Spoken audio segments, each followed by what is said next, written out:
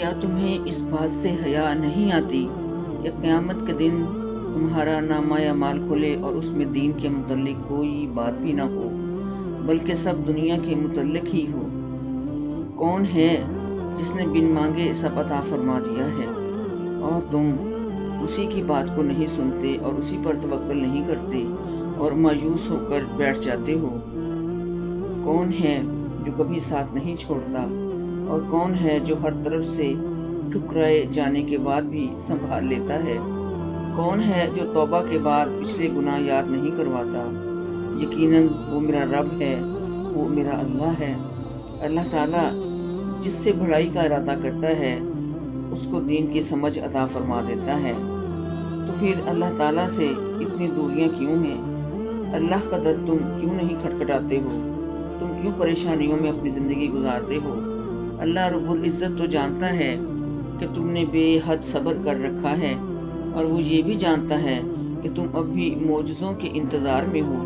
تمہاری آنکھ بھلے اس کو نہیں دیکھ پاتی، مگر تم ہر لمحہ اس کی نگاہ میں ہو۔ یہ دکھ اور یہ اذیت اور یہ مایوسی، یہ تو تمہاری زندگی کا بہت عارضی سا حصہ ہے۔ ابھی تمہیں یہ سب بے وجہ سا لگ رہا ہوگا، مگر جب اس آزمائش کے دن اللہ پھیرے گا، اللہ رب العزت تم تک ہر وہ چیز واپس لے آئے گا، تب تم سمجھو گے کہ ہر شخص، ہر دکھ، ہر بار اور ہر جیت اور ہر ہار سب تمہیں اللہ رب العزت تک لے جانے کے لیے بس آزمائش کے مختلف بہانے تھے۔ بہت سی درست باتیں ہم اس وجہ سے بھی رد کر دیتے ہیں کیونکہ ان باتوں کو کہنے والوں کو ہم پسند نہیں کرتے، کیونکہ جس سے نفرت ہوتی ہے اس کی بات سننا انسان گوارا نہیں کرتا، اور جب محبت ہوتی ہے تو اسی کی بات پر عمل کرنے کو دل کرتا ہے۔ لیکن جب یہی محبت نفرت میں بدلتی ہے تو اس انسان کو اپنے فائدے کی بات بھی ناگوار گزرتی ہے۔ اللہ ان کی نعمتوں کو آزماتا ہے، اور ان ساری نعمتوں کا، ان آزمائشوں کا آنا نہ تو آپ کی اچھائی کی دلیل ہے، اور اس کا چھن جانا آپ کے گناہ گار ہونے کو بھی ظاہر نہیں کرتا۔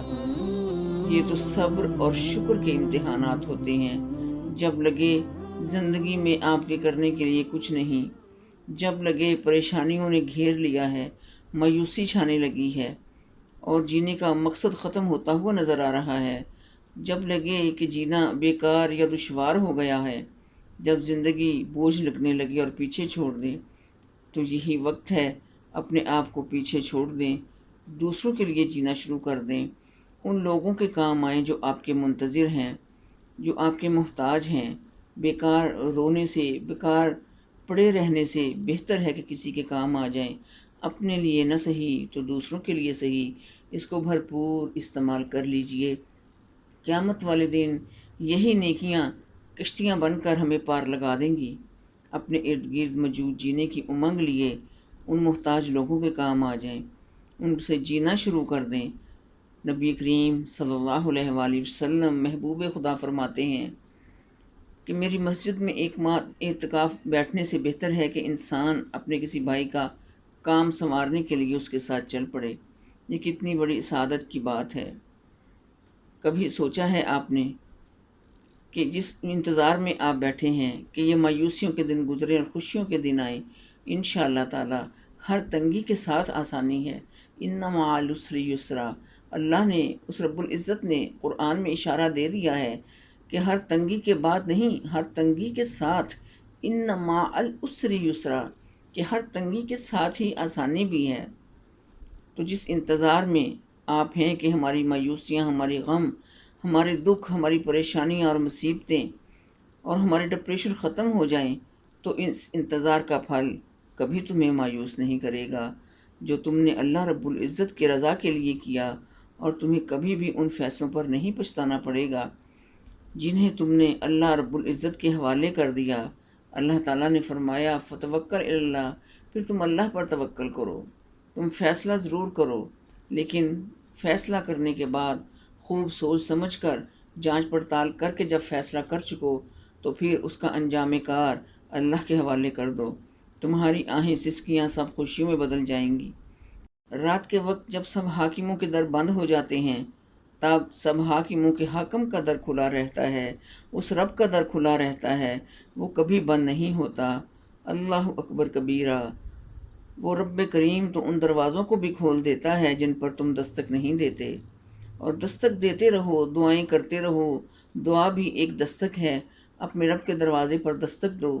مسلسل دستک دینے سے ایک نہ ایک دن دروازہ کھل ہی جاتا ہے۔ مایوسی کفر ہے، مایوسی گناہ ہے، تو پھر تم ان دروازوں کو کیوں بند کیے بیٹھے ہو؟